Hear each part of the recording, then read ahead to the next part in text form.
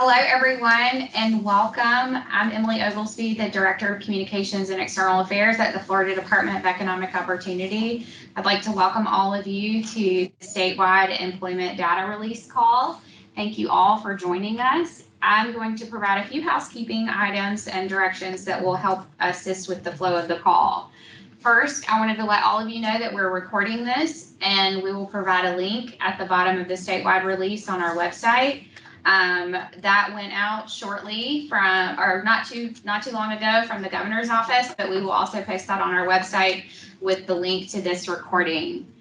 We'll be taking questions at the end of the presentation from credentialed media about the statewide data. If you have any questions about regional numbers, please email us at media@deo.myflorida.com.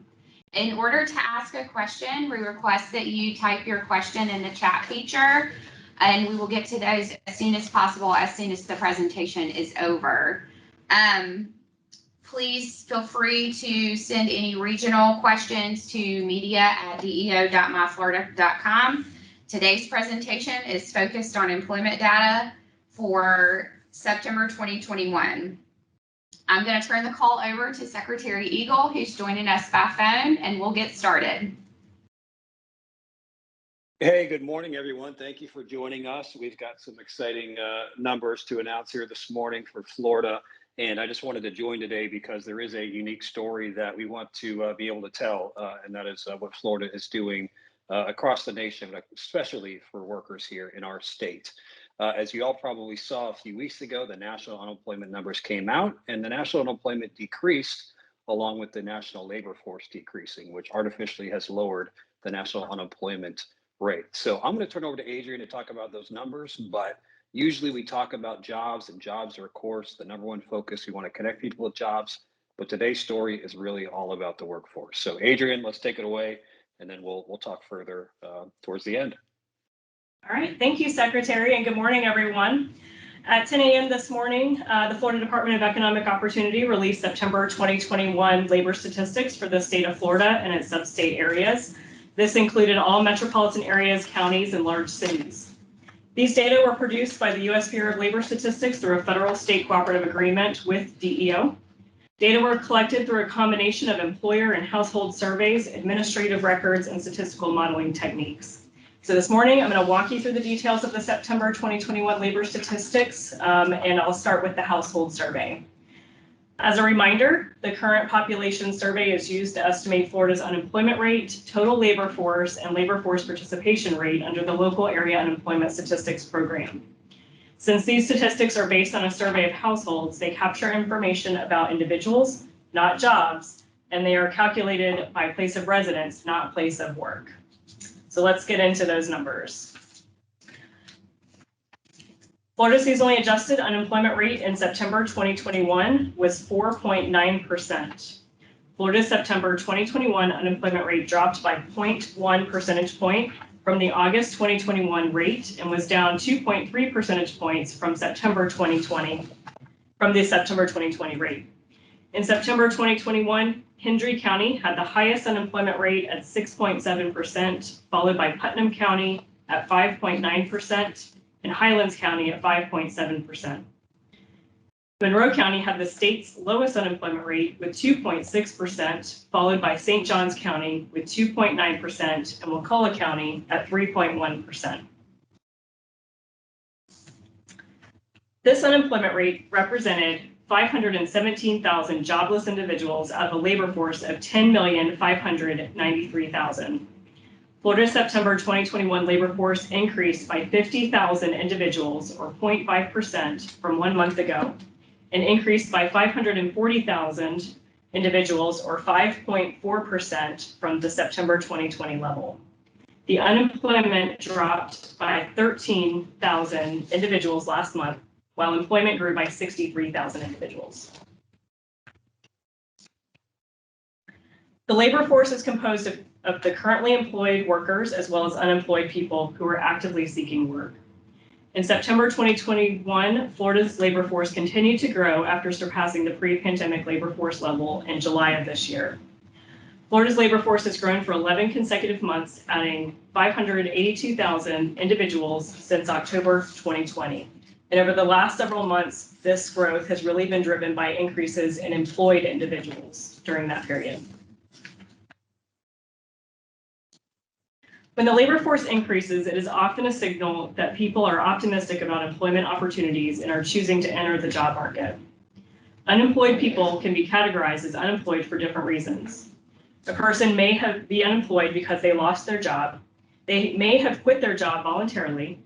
They could be re-entering the job market, or they could be entering the job market for the first time and have not yet found employment. The number of job leavers, shown here in gray, has increased 6 consecutive. This indicates that individuals are more optimistic about their ability to find work if they leave their current job. Both new entrants and re-entrants to the labor force are increasing as well, indicating that individuals who were previously not looking for work are more confident that jobs are available for them. These groups represent individuals who were previously not in the labor force, and their continued growth is an indicator of a strengthening statewide labor supply.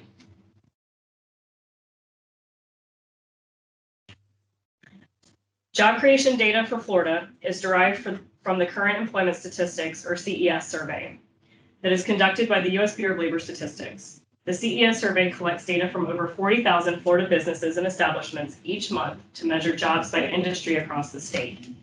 Since these statistics are based on a survey of employers, they measure counts of jobs, not individuals, and they capture characteristics of employers such as industry and place of work. The total non-agricultural employment rose to 8,866,700 jobs in September 2021. This was up 84,500 jobs, or 1%, from August 2021. This figure is up 405,900 jobs from over a year ago, an over-the-year increase of 4.8%. Florida's private sector non-agricultural employment was 7,763,800 jobs in September 2021. This was up 72,700 jobs, or 0.9%, from August 2021. Total private employment was up 411,400 jobs from September 2020. This is an over-the-year increase of 5.6%. 8 of the 10 major industry sectors in Florida gained jobs over the month. 9 of the 10 major industry sectors gained jobs over the year.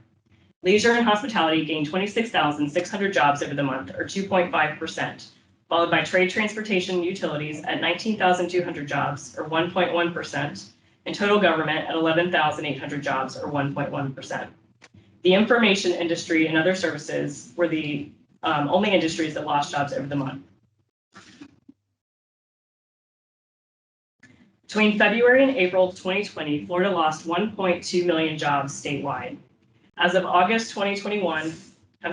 September 2021, Florida has recovered 1,063,800 jobs, or 83.8% of those jobs. Some sectors are recovering more quickly than others. The construction sector added 6,900 jobs in September, joining financial services and professional and business services in surpassing its employment numbers from February of 2020 prior to the pandemic. Except for leisure and hospitality, all private sector industries have recovered at least 80% of jobs compared to their February 2020 employment numbers. The September 2021 seasonally adjusted local area data showed that 18 of the 24 metro areas in Florida had job gains over the month. The September St. Petersburg Clearwater metro area grew at the fastest rate of 2.2%, as well as gained the most jobs with 30,200.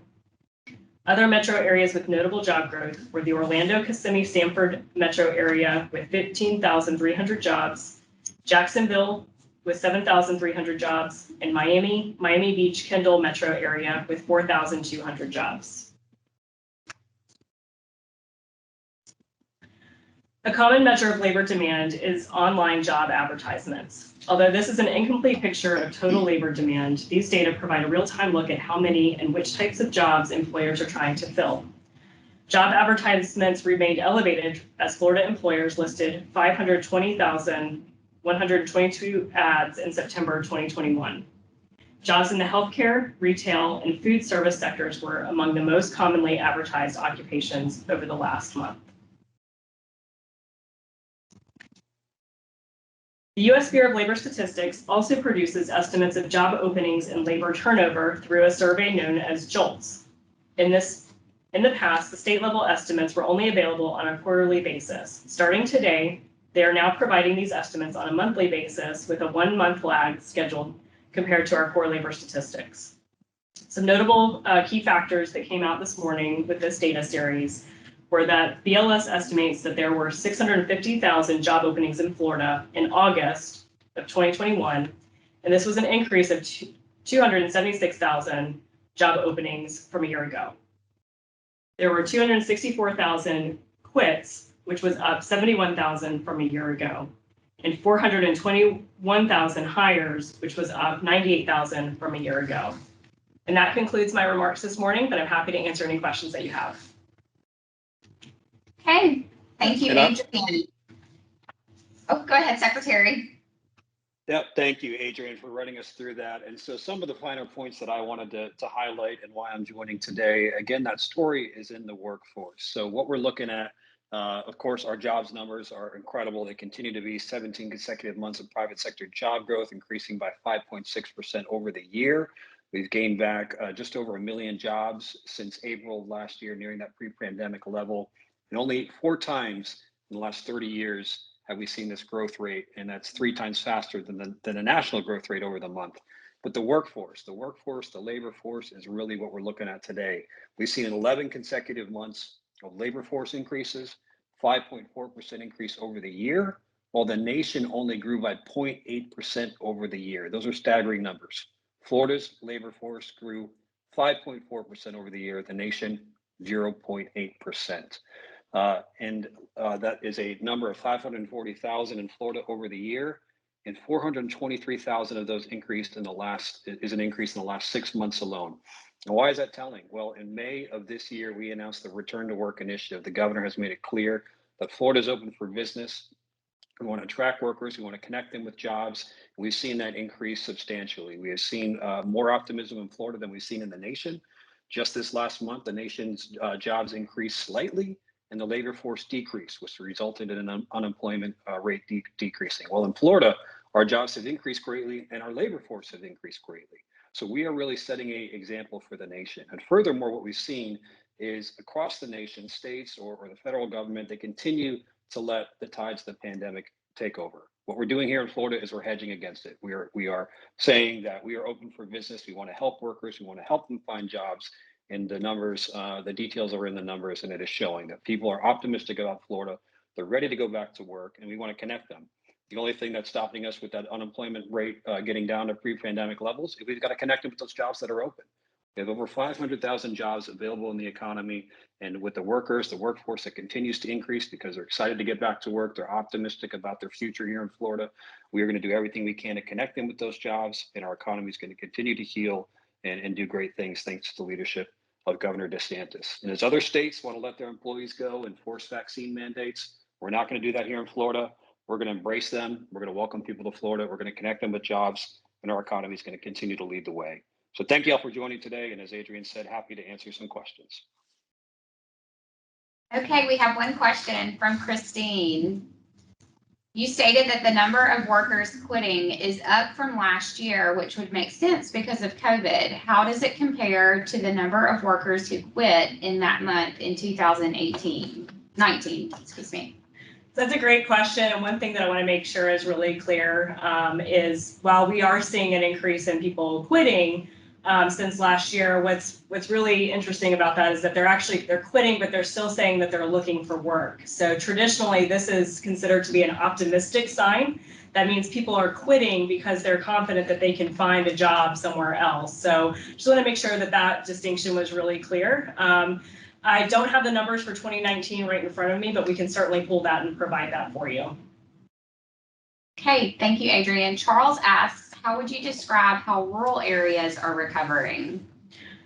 Great question. So I think what you're seeing across the state, some strong recovery across the board. There are a lot of areas that were not impacted as much, so they didn't have quite as strong numbers coming back, but that's because they didn't have as heavy losses in jobs. So I think what we're seeing is across the board in both urban and rural areas, strong growth and strong labor force participation. Okay, any more questions from the media? David asks, how are the vaccine mandates at businesses affecting the number of people leaving jobs? And what would the outlook be for the labor market with the current situation? So great question. One thing I will point out, these numbers reflect September 2021. So we're specifically looking at the week that includes the 12th day of the month. So just keep that in mind that we're talking about that time period. So those any changes on vaccine mandates or things like that are not necessarily going to be reflected in these numbers. And while Adrian's correct, we don't have those numbers. We can, of course, speculate what would happen if people continue to be let go because of vaccine mandates. Well, the unemployment number goes up because those people are now in that unemployment field where they don't have jobs connected to them, or they're discouraged completely and they leave the workforce altogether. Either case is not healthy for the economy. It's not healthy for individuals' livelihoods. And that's something we certainly want to avoid here in Florida. And that's why the governor made that big announcement yesterday. Okay, so we have one more great question. How do you think the tight job market will affect efforts by retailers and other businesses to hire workers for the Christmas shopping season? So the good news is we have folks who, there's a lot of churn going on, kind of shift what I was saying. There's a lot of churn going on, and I think we've talked about that in previous months, that there are folks who are leaving jobs, they're confident that they can find another job. There are more people coming into the labor market every month looking for jobs. So the workforce is out there, and that's going to continue to grow from what we can see.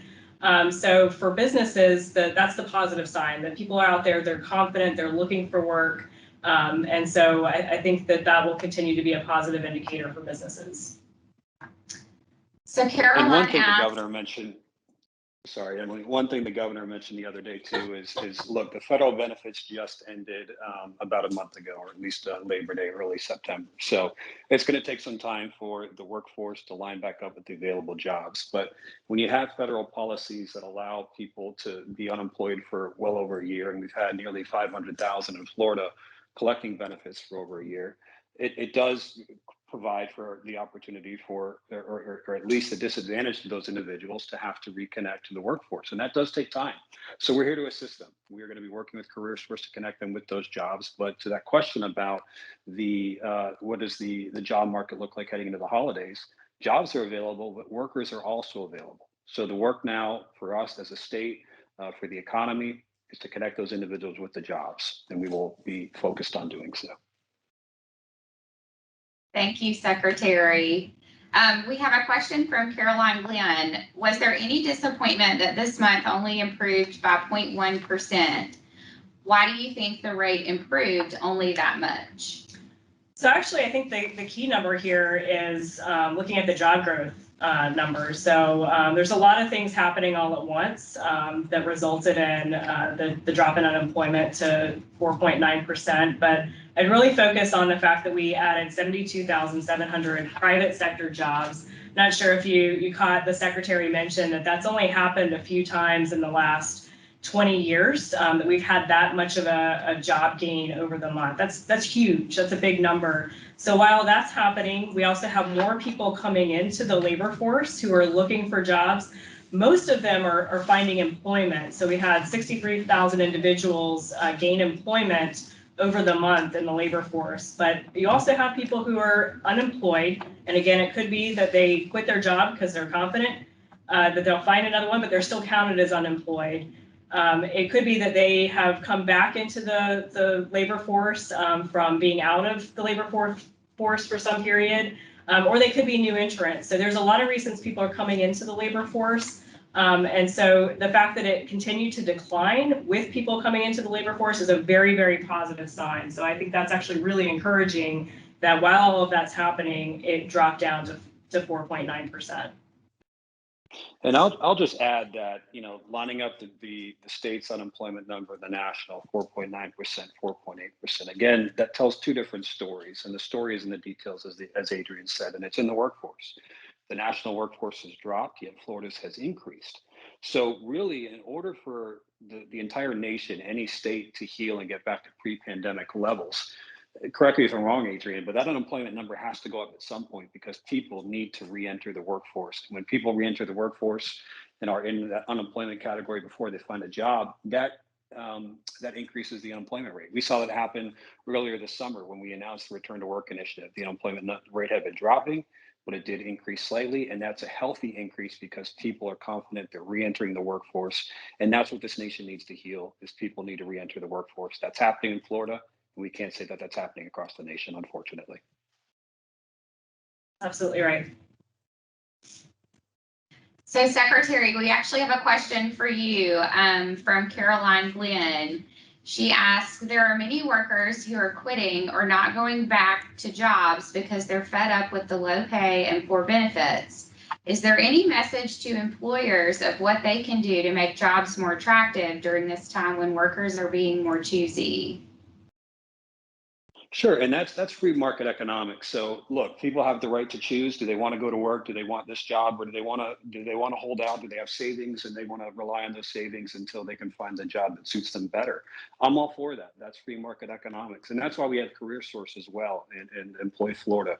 We want to help them find those jobs of their dreams. If they don't want to go back to the job they had before the pandemic or the one they're in now, well, we're going to help them with the skills, the resume building, whatever it might take to help them find that employment opportunity.